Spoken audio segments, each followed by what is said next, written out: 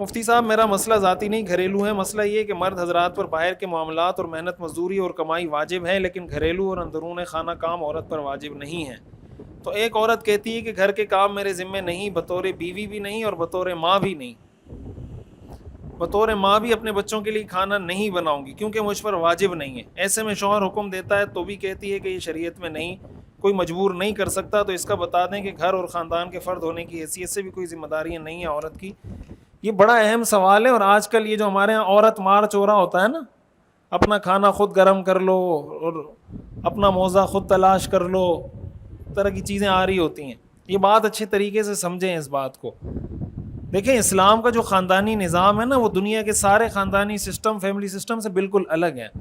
شریعت کے اندر دو چیزیں ہیں، ایک چیز ہے جس کو کہتے ہیں قانون، ضابطہ، کہ یہ قانون ہے۔ قانون کا مطلب یہ ہوتا ہے کہ قانونی طور پر اگر آپ عدالت میں جائیں گے تو عدالت کیا فیصلہ کرے گی، اس کو کہتے ہیں قانون۔ کہ دو بندوں کا اختلاف ہو گیا، آپ عدالت میں چلے گئے، عدالت فیصلہ کیا کرے گی، تو عدالت جو فیصلہ کرتی ہے اس کو قانون کہتے ہیں۔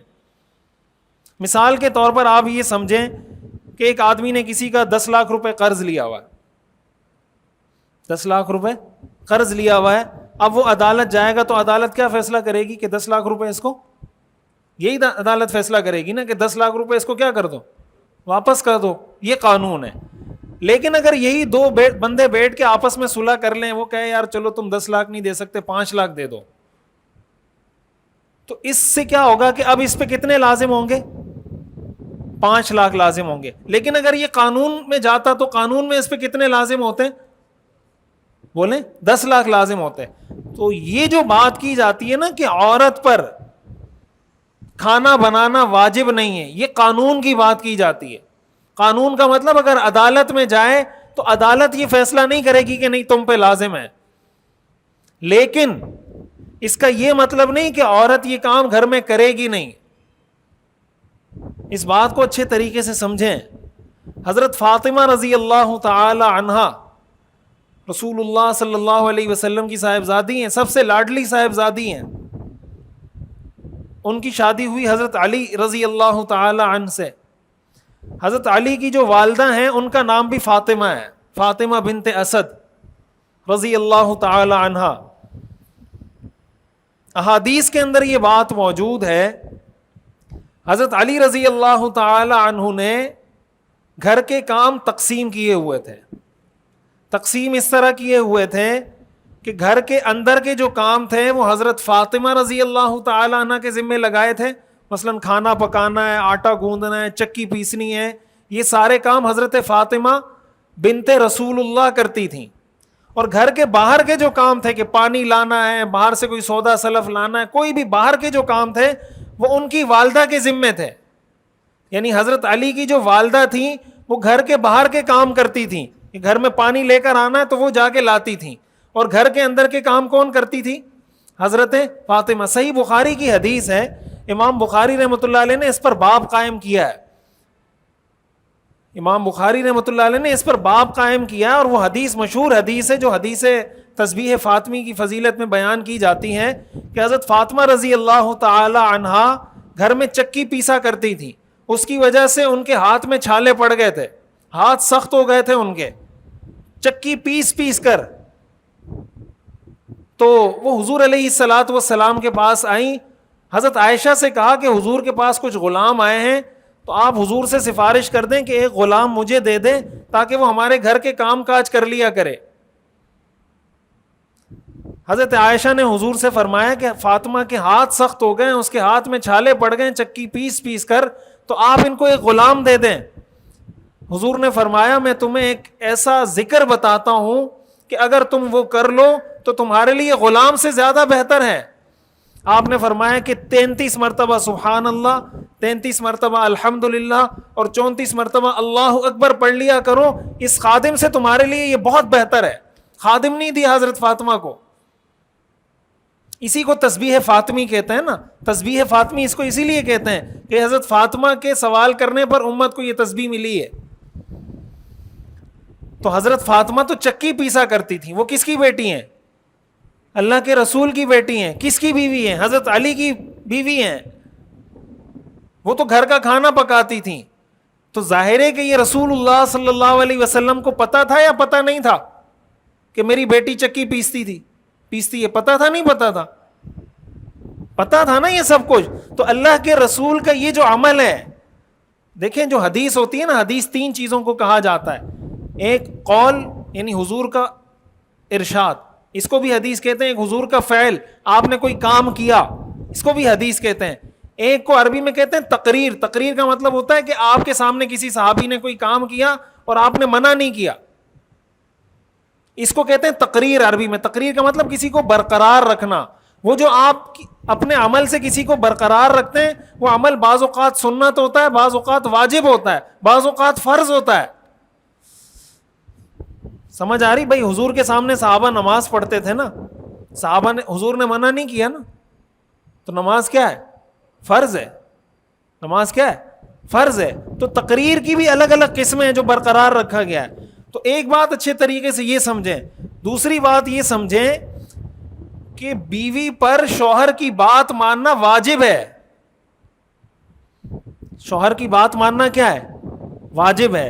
حدیث میں آتا ہے نا کہ اگر میں کسی کو سجدے کا حکم دیتا تو بیوی کو حکم دیتا کہ شوہر کے سامنے کیا کرے؟ سجدہ کرے. حدیث میں آتا ہے وصامت شہرہا وحسنت فرجہا واطاعت بعلہا دخلت من ای ابواب الجنت شاءت. آپ نے فرمایا جس عورت نے 5 وقت کی نماز پڑھی، رمضان کا روزہ رکھا، اپنی شرمگاہ کی حفاظت کی اور اپنے شوہر کی اطاعت کی، وہ جنت کے جس دروازے سے چاہے داخل ہو جائے. تو شوہر کی اطاعت کا کیا مطلب ہے؟ شوہر کی اطاعت کا کیا مطلب ہے سوائے اس کے کہ شوہر آپ کو یہ کہے گا چائے بنا کے دے دو، کھانا بنا کے دے دو، یہی کہے گا نا شوہر. اور کیا اطاعت کرے گی بیوی شوہر کی؟ وہ جو میاں بیوی کے تعلقات ہیں، سیکولر لوگوں کو تو اس پر بھی اعتراض ہے. سیکولر لوگوں کا نظریہ تو یہ ہے کہ شوہر بیوی کی اجازت کے بغیر بیوی کو ہاتھ نہیں لگا سکتا. یہ سیکولر نظریہ ہے کہ شوہر پہلے بیوی سے اجازت لے گا تو بیوی اجازت دے گی تو پھر شوہر کو اجازت ملے گی کہ وہ بیوی کو ٹچ کر سکتا ہے. ادروائز یہ ہراسمنٹ میں آتا ہے، بیوی کو بھی ہراسمنٹ.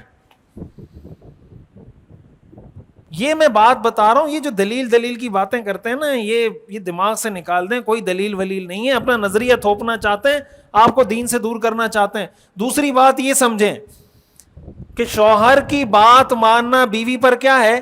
واجب ہے. تو جب شوہر نے کہہ دیا کھانا پکاؤ تو واجب ہو گیا یا نہیں ہوا؟ شوہر نے کہا چائے بناؤ تو واجب ہو گیا یا نہیں ہوا؟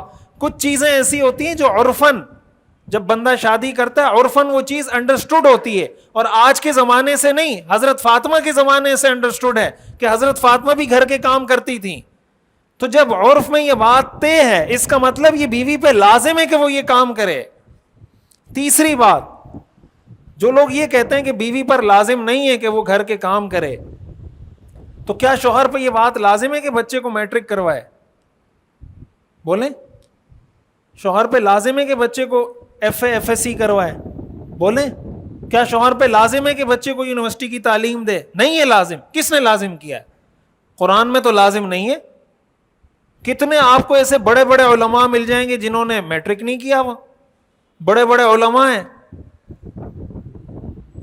گریجویشن تو بہت دور کی بات ہے، انہوں نے میٹرک نہیں کیا ہوا. تو کیا ان کے والدین نے ان پہ ظلم کیا ہے؟ تو کیا یہ سیکولر لوگ اسی یعنی سٹینڈرڈ کو سامنے رکھتے ہوئے کہ جو چیز قانوناً لازم نہ ہو تو وہ آپ اس پہ لازم، قانوناً کا مطلب شرعاً اگر کوئی چیز لازم نہیں ہے تو وہ آپ اس پہ لازم نہیں کر سکتے؟ اس کا مطلب اگر کوئی شوہر یہ کہتا ہے کہ میں اپنے بچے کو اسکول نہیں بھیجوں گا تو بیوی کو اس پر احتجاج کرنے کا حق نہیں ہے. لیکن سیکولر بیوی سب سے پہلے اس پہ کیا کرے گی؟ احتجاج کرے گی کہ بچے کیا ہو رہے ہیں؟ خراب ہو رہے ہیں. جب بچے خراب ہو رہے ہیں، شوہر کہے مجھ پہ لازم نہیں ہے، بھائی اپنا کام کرے. والد پر جب اولاد بالغ ہو جائے، اولاد بالغ، اولاد کا خرچہ والد پہ لازم، بولیں قانوناً شرعاً والد پہ بالغ اولاد کا خرچہ لازم. اس لیے بالغ بیٹا اپنا صدقہ فطر خود ادا کرتا ہے. لیکن کیا والد اپنے بالغ اولاد کا خرچہ اٹھاتا نہیں اٹھاتا؟ بالغ اولاد کی یونیورسٹی کی فیسیں ادا کرتا ہے یا نہیں کرتا؟ تو سبحان اللہ، شوہر بچے کو میٹرک بھی کروائے, ایف اے بھی کروائے, ایف ایس سی بھی کروائے, گریجویشن بھی کروائے, ایم بی اے بھی کروائے, بالغ ہونے کے بعد اولاد کا خرچہ بھی اٹھائے, بیوی کا خرچہ بھی اٹھائے, گھر کا کرایہ بھی دے, بجلی کا بل بھی دے, باہر جا کے خجل خوار بھی ہو, جاب بھی کرے, بزنس بھی کرے. عورت کے پاس لے دے کہ گھر میں ایک کام رہتا ہے کہ چائے پکا لے, گھر کی صفائی کر لے, کھانا بنا لے. وہ کہتی ہے نہیں یہ قانوناً مجھ پہ لازم نہیں ہے. شوہر پر بیوی کا علاج کرنا بھی قانوناً لازم نہیں ہے. شرعاً, قانون کا جو لفظ میں استعمال کر رہا ہوں یہ شریعت کے قانون کی بات کر رہا ہوں. بیوی کا علاج کرنا شوہر پہ لازم نہیں ہے. تو اگر اس پر آئیں گے, یہ جو میاں بیوی کا رشتہ ہوتا ہے یہ علماء نے لکھا ہے یہ ضابطے سے نہیں رابطے سے چلتا ہے, ضابطے سے نہیں. جب اس کے اندر کوئی اسی وجہ سے جب میاں بیوی کے رشتے میں کوئی باہر سے مداخلت کرتا ہے نا, یہ رشتہ بگڑتا ہے. اسی لیے بگڑتا ہے کہ وہ اس کو کسی قاعدے ضابطے کے تحت لانا چاہتا ہے. یہ رشتہ ایسا ہے کہ شوہر کو بھی کمپرومائز کرنا پڑتا ہے, بیوی کو بھی. یہ سیکولر تصور ہے خاندانی سسٹم کا کہ بھائی بیوی پہ, بیوی کرے گی کیا کرے گی بیوی جب اس نے بچوں کی تربیت بھی نہیں کرنی, اس نے کھانا بھی نہیں پکانا, اس نے چائے بھی نہیں پکانی, وہ کیا کرے گی گھر میں بیٹھ کے؟ تو اس کو تو اسلام کا شکریہ ادا کرنا چاہیے کہ کوئی ایسا نظام دیا ہے کہ مصروف رہے, کچھ کام کرے. تو اس کا ہرگز یہ مطلب نہیں ہوتا. یہ جو بات کی جاتی ہے عورت پہ لازم نہیں, اس کا مطلب قانون میں اگر وہ عدالت چلی جاتی ہے تو عدالت میں اس کو مجبور نہیں کیا جائے گا, لیکن عدالت میں قانون شوہر کو پھر اس بات پہ بھی مجبور نہیں کر سکتی کہ تم اس کو بیوی بنا کے رکھو. شوہر یہ کہہ سکتا ہے کہ ٹھیک ہے آپ اس کو کھانا پکانے پہ مجبور نہیں کرتے تو میں طلاق دینے پر مجبور ہوں, میں طلاق دے دیتا ہوں اس کو. کیا کوئی عدالت اس کو منع کر سکتی ہے؟ تو جب معاشرے میں اس طریقے سے طلاقیں ہونا شروع ہوں گی, خاندانی نظام اس سے بہتر ہوگا یا خراب ہوگا؟ بھائی عورت پہ قانوناً ٹھیک ہے لازم نہیں ہے کھانا پکانا, کیا اس شوہر پہ اس بیوی کو رکھنا قانوناً لازم ہے؟ تو یہ کیوں رکھے گا؟ وہ کہے گا جب یار اس کو اتنی تمیز نہیں ہے میں کیوں رکھوں اس کو فارغ کرو یہاں سے. تو جب ایک کو طلاق ہوگی, دوسری کو طلاق ہوگی, تیسری کو طلاق ہوگی, کیا اسلام ایسا معاشرہ چاہتا ہے؟ تو اس چیز کو یہ بچیوں کو سمجھانے کی ضرورت ہے. علماء کی طرف سے جب یہ بات کی جاتی ہے وہ صرف اس حد تک سمجھانے کے لیے کہ یار بیوی کو بالکل نوکرانی مت بناؤ. نوکرانی اس سینس میں کہ وہ دیور کو بھی کھانا پکا کے دے رہی ہے, وہ جیٹ کو بھی کھانا پکا کے دے رہی ہے, وہ جناب 50 مہمان آ رہے ہیں ان کا بھی کھانا پکا رہی ہے, آپ کا بھی پکا رہی ہے. اس کو نوکرانی مت بناؤ. ایک لمٹ کے اندر جو گھر کے ضروری کام کاج ایک عورت کو کرنے چاہیے وہ اس کو کرنے چاہیے. اس کا یہ مطلب نہیں کہ عورت یہ کہے کہ مجھ پہ گھر کی کوئی خدمت نہیں لہٰذا عیاشی کروں. تو اسلام کا خاندانی نظام تو سارا بیس اسی پہ کرتا ہے. صحابہ کرام کی آپ پوری ہسٹری اٹھا کر دیکھیں, ازواج مطہرات کی, کیا ازواج مطہرات گھر میں کھانا نہیں پکاتی تھیں؟ حضرت عائشہ, حضرت خدیجہ, حضرت ام سلمہ یہ گھر میں کھانا نہیں پکاتی تھیں؟ کیا اس زمانے میں ہوٹل تھے؟ اللہ کے رسول ہوٹل سے کھانا لاتے تھے؟ کوئی ریسٹورنٹ سے کھانا لا کے دیتے تھے؟ یا اللہ کے رسول گھر میں جا کے خود کھانا پکاتے تھے؟ حدیث میں جو آتا ہے کہ جب صحابہ حضرت عائشہ سے پوچھا گیا کہ اللہ کے رسول گھر میں کیسے ہوتے ہیں, تو حضرت عائشہ نے فرمایا کان فی محنت اہلی, وہ اپنے گھر والوں کے ساتھ گھر کے کام کاج میں ہاتھ بٹاتے ہیں. کیا کرتے ہیں؟ تو ہاتھ بٹانے کا مطلب کام کون کرتا تھا؟ بیوی کام کرتی تھی, حضور کیا کرتے تھے؟ ہاتھ بٹاتے تھے. تو جب حضور کی بیویاں بھی کھانا پکا رہی ہیں جو ام المؤمنین ہیں, امہات المؤمنین ہیں, تو آج کی عورتوں کو کیا موت آتی ہے کام کرتے ہوئے؟ یہ سارا سیکولر تصور ہے. اس چیز کو اچھے طریقے سے سمجھیں, یہ تباہی ہے. عورتیں اس کو یہ سمجھتی ہے کہ اس میں ہماری بہتری ہے, آزادی ہے, ہم گھر کے کام کاج نہیں کریں گی. جب آپ گھر کے کام کاج نہیں کریں گی تو کوئی شوہر اتنا پاگل نہیں آپ کو گھر میں رکھے گا. یہ جو سارے مزے عورتیں کر رہی ہوتی ہیں تو شوہر کی بنیاد, شوہر کی وجہ سے کر رہی ہوتی. جب شوہر ہی نہیں ہوگا تو مزے کہاں سے کریں گی؟